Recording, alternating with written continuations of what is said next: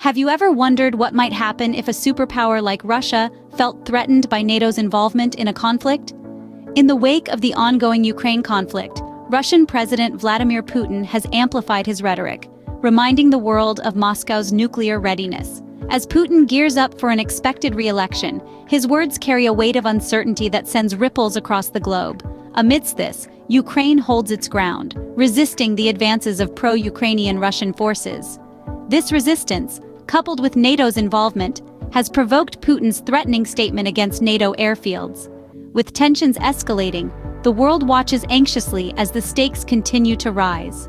In the face of threats, how does an organization like NATO respond? NATO's likely response to Putin's threats could be multifaceted, balancing diplomacy with the need for military deterrence. They might amplify military presence in Eastern Europe, showing solidarity and strength. However, this could escalate tensions further. Politically, NATO could push for harsher sanctions on Russia, squeezing its economy. But this too has its risks, as it could provoke more aggressive behavior from Russia. The consequences of Putin's threats being carried out are severe, potentially sparking a broader conflict involving many nations. As the situation remains volatile, NATO's response could significantly influence the progression of the conflict. How does Ukraine fit into this precarious situation, and what role do the F-16 fighters play?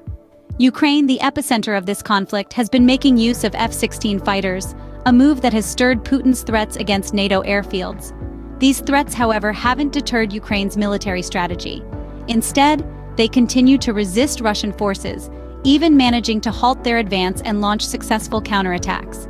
Ukraine's ability to target Russian infrastructure and military assets using these fighters has been a game-changer, causing ripples on Russian soil. Despite the threats and challenges, Ukraine remains resilient in the face of adversity.